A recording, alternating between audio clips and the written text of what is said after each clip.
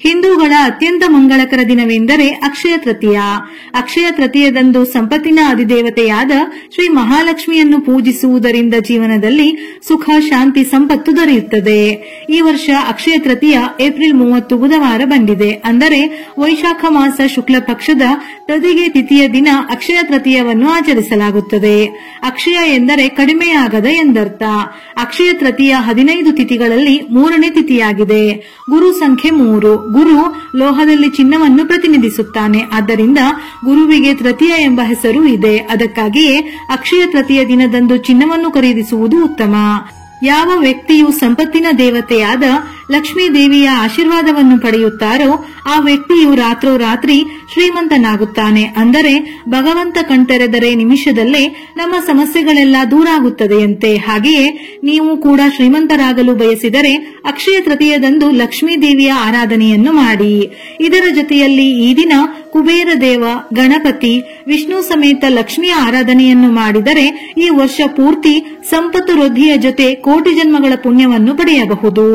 ನಮ್ಮ ಧರ್ಮದಲ್ಲಿ ಅಕ್ಷಯ ತೃತೀಯ ಶುಭ ಮುಹೂರ್ತಗಳಲ್ಲಿ ಒಂದೆಂದು ಹೇಳುತ್ತಾರೆ. ಈ ದಿನ ಮದುವೆ, ಮುಂಜಿ, ಉಪನಯನ, ಗೃಹ ಪ್ರವೇಶ, ಭೂಮಿ ಖರೀದಿ, ಕಚೇರಿ ಉದ್ಘಾಟನೆ ಅಥವಾ ಇತರ ಯಾವುದೇ ಶುಭ ಕಾರ್ಯಗಳನ್ನು ಮಾಡಿದರೆ ಅಕ್ಷಯ ಫಲವನ್ನು ಅಂದರೆ ಅನೇಕ ಪಟ್ಟು ಅದ್ಭುತ ಫಲಿತಾಂಶವನ್ನು ನೀಡುತ್ತದೆ. ಇದಲ್ಲದೆ ಈ ದಿನ ಮಹಾಲಕ್ಷ್ಮಿಗೆ ಸಂಬಂಧಿಸಿದ ಚಿನ್ನ ಮತ್ತು ಬೆಳ್ಳಿ ಇತರ ವಸ್ತುಗಳನ್ನು ಖರೀದಿಸುವುದು ಮಂಗಳಕರವೆಂದು ಹೇಳುತ್ತಾರೆ.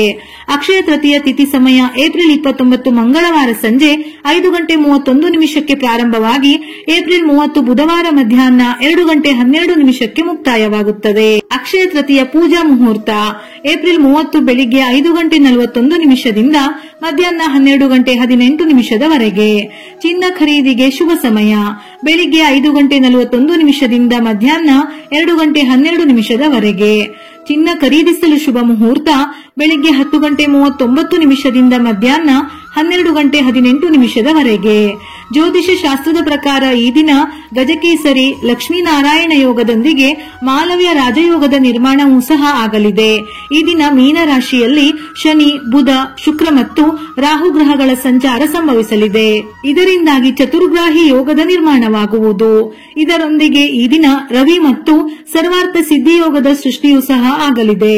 ಅಕ್ಷಯ ತೃತೀಯ ದಿನ ರೂಪುಗೊಳ್ಳಲಿರುವ ಶುಭ ಯೋಗದಿಂದಾಗಿ ಈ ದಿನ ಮಾಡುವ ಒಳ್ಳೆಯ ಕೆಲಸ, ಪುಣ್ಯದ ಕೆಲಸ ಹಾಗೂ ಖರೀದಿಗಳು ದುಪ್ಪಟ್ಟಾಗಿ ಅಷ್ಟೈಶ್ವರ್ಯ ಪ್ರಾಪ್ತಿಯಾಗುತ್ತದೆ. ಹಾಗಾಗಿ ಈ ದಿನ ಮಾಡುವ ಒಳ್ಳೆಯ ಕೆಲಸಗಳು, ಪೂಜೆ, ಆರಾಧನೆ, ದಾನ ಮತ್ತು ವಸ್ತುಗಳ ಖರೀದಿಯಿಂದ ಅಕ್ಷಯ ಫಲವು ಪ್ರಾಪ್ತಿಯಾಗಿ ತಾಯಿ ಲಕ್ಷ್ಮಿಯ ಅನುಗ್ರಹ ಲಭಿಸುತ್ತದೆ. ಚಿನ್ನವನ್ನು ಖರೀದಿಸುವುದರಿಂದ ಕುಟುಂಬದಲ್ಲಿ ಸಂತೋಷ, ಶಾಂತಿ, ಸಂಪತ್ತನ್ನು ಹೆಚ್ಚಿಸುತ್ತದೆ ಎನ್ನುವ ನಂಬಿಕೆ.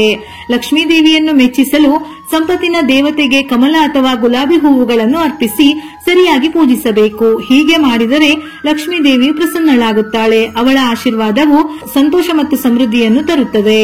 ಆರ್ಥಿಕ ಸಮಸ್ಯೆಗಳಿಂದ ಮುಕ್ತಿ ಹೊಂದಲು ಕುಂಕುಮ ಮತ್ತು ಅರಿಶಿನವನ್ನು ಅಕ್ಷಯ ತೃತೀಯದಂದು ಲಕ್ಷ್ಮೀ ದೇವಿಗೆ ಅರ್ಪಿಸಬೇಕು. ಇದರಿಂದ ಸಂಪತ್ತು ಸಮೃದ್ಧಿಯಿಂದ ದೇವರ ಅನುಗ್ರಹವಿರುತ್ತದೆ.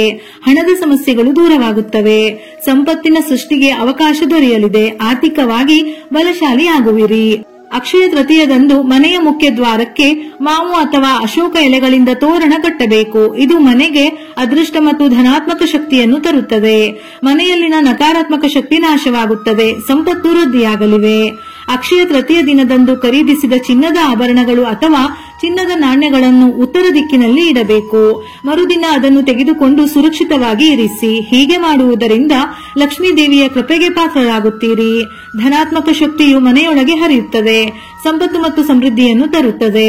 ಅಕ್ಷಯ ತೃತೀಯ ದಿನವನ್ನು ಅತ್ಯಂತ ಮಂಗಳಕರವೆಂದು ಹೇಳುತ್ತಾರೆ. ಈ ಹಬ್ಬದ ದಿನದಂದು ಯಾವುದೇ ನಿರ್ದಿಷ್ಟ ಶುಭ ಮುಹೂರ್ತವನ್ನು ಆಚರಿಸದೆ ಯಾವುದೇ ಕೆಲಸಗಳನ್ನು ಪ್ರಾರಂಭಿಸಬಹುದು.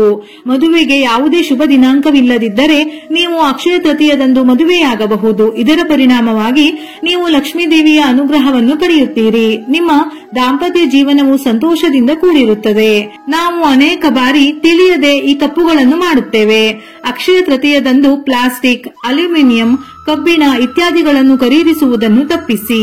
ಈ ದಿನದಂದು ಇವುಗಳನ್ನು ಖರೀದಿಸುವುದು ರಾಹು ಮತ್ತು ಶನಿಗೆ ಹೊರೆಯಾಗುತ್ತದೆಂದು ಹೇಳುತ್ತಾರೆ. ಇದರೊಂದಿಗೆ ದುಃಖ, ಬಡತನ ಜೀವನದಲ್ಲಿ ಕೂಡಿರುತ್ತದೆ. ಅಲ್ಲದೆ ಅಕ್ಷಯ ತೃತೀಯದಂದು ಲಕ್ಷ್ಮೀ ದೇವಿಯನ್ನು ಪೂಜಿಸಲಾಗುತ್ತದೆ. ಈ ದಿನ ಲಕ್ಷ್ಮೀ ದೇವಿ ಮನೆಗೆ ಬರುತ್ತಾಳೆ ಎಂಬ ನಂಬಿಕೆ ಇದೆ. ಹಾಗಾಗಿ ಮನೆ ಮತ್ತು ದೇವರ ಮನೆಯನ್ನು ಸ್ವಚ್ಛವಾಗಿಟ್ಟುಕೊಳ್ಳಬೇಕು. ಇಲ್ಲದಿದ್ದರೆ ನಕಾರಾತ್ಮಕ ಶಕ್ತಿ ಮನೆಯಲ್ಲಿ ಉಳಿಯುತ್ತದೆ. ಶಾಸ್ತ್ರಗಳ ಪ್ರಕಾರ ಅಕ್ಷಯ ತೃತೀಯದಂದು ಹಣವನ್ನು ಸಾಲವಾಗಿ ನೀಡಬಾರದು. ಏಕೆಂದರೆ ಹೀಗೆ ಮಾಡುವುದರಿಂದ ನಿಮ್ಮ ಮನೆಯಲ್ಲಿರುವ ಲಕ್ಷ್ಮಿಯು ಹೊರ ಹೋಗಬಹುದು. ಈ ದಿನ ದಾನ ನೀಡುವುದು ಮಂಗಳಕರವೆಂದು ಹೇಳುತ್ತಾರೆ. ಈ ದಿನ ಮಾಂಸ ಅಥವಾ ಮದ್ಯ ಸೇವಿಸಬೇಡಿ. ಹೀಗೆ ಮಾಡುವುದರಿಂದ ತಾಯಿ ಲಕ್ಷ್ಮಿಗೆ ಅವಮಾನಿಸಿದಂತೆ ಆಗುತ್ತದೆ. ಈ ದಿನ ಬೆಳ್ಳುಳ್ಳಿ ಈರುಳ್ಳಿಯನ್ನು ತಿನ್ನಬಾರದು. ಬದಲಿಗೆ ಸಾತ್ವಿಕ ಆಹಾರ ಸೇವಿಸಲಾಗುತ್ತದೆ. ಅಕ್ಷಯ ತೃತೀಯ ದಿನದಂದು ಮನೆಯಲ್ಲಿ ಕತ್ತಲೆ ಇರಬಾರದೆಂದು ಹೇಳುತ್ತಾರೆ. ಏಕೆಂದರೆ ಲಕ್ಷ್ಮೀ ದೇವಿಯು ನಿಮ್ಮ ಮನೆಗೆ ಯಾವಾಗ ಬೇಕಾದರೂ ಬರಬಹುದು. ಈ ಸಮಯದಲ್ಲಿ ಎಂದಿಗೂ ಬೆಳಕು ತುಂಬಿರಬೇಕು. ಬೆಳಕು ಅದೃಷ್ಟ ಹಾಗೂ ಶುಭ ಸೂಚನೆಯ ಸಂಕೇತ. ಈ ದಿನದಂದು ಚಿನ್ನ ಮತ್ತು ಬೆಳ್ಳಿಯ ಆಭರಣಗಳನ್ನು ಮಾತ್ರ ಖರೀದಿಸಬೇಕೆಂದೇನೂ ಇಲ್ಲ. ನಮ್ಮ ಆರ್ಥಿಕತೆಗೆ ಅನುಗುಣವಾಗಿ ಖರೀದಿಸಬೇಕು. ಇದರ ಜೊತೆಯಲ್ಲಿ ಚಿನ್ನ ಬೆಳ್ಳಿಯನ್ನು ಖರೀದಿಸಬೇಕೆಂದು ಸಾಲವನ್ನು ಅಪ್ಪಿತಪ್ಪಿಯೂ ಮಾಡಬೇಡಿ. ಪ್ರತಿಯೊಬ್ಬರ ಬಳಿಯೂ ಚಿನ್ನವನ್ನು ಖರೀದಿಸಲು ಸಾಧ್ಯವಿಲ್ಲ. ಹಾಗಾಗಿ ಈ ದಿನ ಹುಣಸೆ ಹಣ್ಣು, ಕಲ್ಲು ಉಪ್ಪು, ಬೆಲ್ಲವನ್ನು ಸಹ ಖರೀದಿಸಬಹುದು. ಈ ದಿನ ನೀವು ಬಾರ್ಲಿಯನ್ನು ಸಹ ಖರೀದಿಸಬಹುದೆಂದು ಶಾಸ್ತ್ರಗಳಲ್ಲಿ ಹೇಳಲಾಗಿದೆ. ಬಾರ್ಲಿಯನ್ನು ಕನಕ ಅಂದರೆ ಚಿನ್ನಕ್ಕೆ ಸಮಾನವೆಂದು ಹೇಳುತ್ತಾರೆ. ಅಕ್ಷಯ ತೃತೀಯ ದಿನದಂದು ಬಾರ್ಲಿಯನ್ನು ಖರೀದಿಸಿದರೆ, ಚಿನ್ನವನ್ನು ಖರೀದಿಸಿದರೆ ಯಾವ ಫಲ ಸಿಗುತ್ತದೆಯೋ ಅಷ್ಟೇ ಪುಣ್ಯ ಫಲ ಲಭಿಸುತ್ತದೆ. ಬಾರ್ಲಿಯನ್ನು ಖರೀದಿಸಿ ವಿಷ್ಣುವಿನ ಪಾದಗಳಿಗೆ ಅರ್ಪಿಸಿ. ಇದರ ನಂತರ ಬಾರ್ಲಿಯನ್ನು ಕೆಂಪು ಬಟ್ಟೆಯಲ್ಲಿ ಸುತ್ತಿ ಅದನ್ನು ಹಣ ಇಡುವ ಸ್ಥಳದಲ್ಲಿ ಇಡಿ. ಇದರಿಂದ ನಿಮ್ಮ ಸಂಪತ್ತು ದುಪ್ಪಟ್ಟಾಗುತ್ತದೆ. ಅಕ್ಷಯ ತೃತೀಯದಂದು ಶ್ರೀಯಂತ್ರವನ್ನು ಖರೀದಿಸುವುದು ಅತ್ಯಂತ ಶ್ರೇಷ್ಠ. ಶ್ರೀಯಂತ್ರವು ಲಕ್ಷ್ಮೀ ದೇವಿಗೆ ಅತ್ಯಂತ ಪ್ರಿಯವಾಗಿದೆ. ಈ ದಿನ ಮನೆಗೆ ಶ್ರೀಯಂತ್ರವನ್ನು ತರುವುದು ಧರ್ಮ ಗ್ರಂಥಗಳಲ್ಲಿ ಅತ್ಯಂತ ಮಂಗಳಕರವೆಂದು ಉಲ್ಲೇಖವಿದೆ. ಅಕ್ಷಯ ತೃತೀಯದಂದು ಶ್ರೀಯಂತ್ರವನ್ನು ಮನೆಗೆ ತರುವುದರಿಂದ ನೀವು ಇಡೀ ವರ್ಷ ಪೂರ್ತಿ ಲಕ್ಷ್ಮೀ ದೇವಿಯ ಅನುಗ್ರಹವನ್ನು ಪಡೆಯಬಹುದು. ಅಕ್ಷಯ ತೃತೀಯದಂದು ನೀವು ಲಕ್ಷ್ಮೀ ದೇವಿಯ ಮತ್ತೊಂದು ನೆಚ್ಚಿನ ವಸ್ತುವಾದ ಕವಡೆಯನ್ನು ಖರೀದಿಸಿ ಮನೆಗೆ ತರಬಹುದು. ಇದು ಚಿನ್ನಕ್ಕೆ ಉತ್ತಮ ಪರ್ಯಾಯವೆಂದು ಹೇಳುತ್ತಾರೆ. ಅಕ್ಷಯ ತೃತೀಯದಂದು ಕವಡೆಯನ್ನು ಲಕ್ಷ್ಮೀ ದೇವಿಯ ಪಾದದಲ್ಲಿ ಇರಿಸಿ ಲಕ್ಷ್ಮೀ ದೇವಿಯನ್ನು ವಿಧಿವಿಧಾನಗಳ ಮೂಲಕ ಪೂಜಿಸಿ ಮರುದಿನ ಈ ಕವಡೆಗಳನ್ನು ಕೆಂಪು ಬಟ್ಟೆಯಲ್ಲಿ ಸುತ್ತಿ ನೀವು ಹಣ ಇಡುವ ಸ್ಥಳದಲ್ಲಿ ಇಡಬಹುದು. ಈ ದಿನ ಮಣ್ಣಿನ ಹೂಜಿಯನ್ನು ಖರೀದಿಸುವುದು ಕೂಡ ಮಂಗಳಕರ.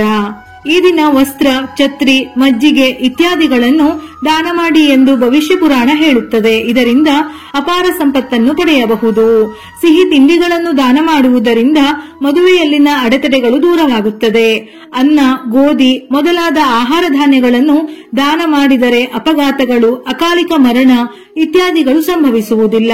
ಅಕ್ಷಯ ತೃತೀಯ ದಿನದಂದು ದಾನವನ್ನು ಅರ್ಪಿಸುವುದರಿಂದ ಭಗವಂತನಿಗೆ ನೀಡಿದ ದಾನದ ಫಲ ಸಿಗುತ್ತದೆ. ಕುಟುಂಬದಲ್ಲಿನ ಬಡತನ ದೂರವಾಗುತ್ತದೆ. ಜಾನುವಾರುಗಳಿಗೆ ಮೇವು ನೀಡಿದರೆ ಬದುಕು ಸುಭಿಕ್ಷವಾಗಿರುತ್ತದೆ. ಆಡಂಬರಕ್ಕಿಂತ ಭಕ್ತಿಯಿಂದ ಮಾಡುವ ಆರಾಧನೆಯೇ ಮುಖ್ಯ. ಹಾಗಾಗಿ ಈ ದಿನ ನಿಮ್ಮ ಶಕ್ತಿಗೆ ಅನುಸಾರವಾಗಿ ವಸ್ತುಗಳನ್ನು ಖರೀದಿಸಿ ಲಕ್ಷ್ಮೀ ದೇವಿಯನ್ನು ಆರಾಧಿಸಿ. ವಿಡಿಯೋ ಇಷ್ಟ ಆಗಿದ್ದಲ್ಲಿ ಮರೆಯದೆ ಲೈಕ್ ಕೊಟ್ಟು ನಿಮ್ಮವರಿಗೆ ಶೇರ್ ಮಾಡಿ. ಇದೇ ರೀತಿಯ ಮನಮುಟ್ಟುವ ಉಪಯುಕ್ತ ಮಾಹಿತಿಗಳಿಗಾಗಿ ಮತ್ತೆ ಭೇಟಿಯಾಗೋಣ.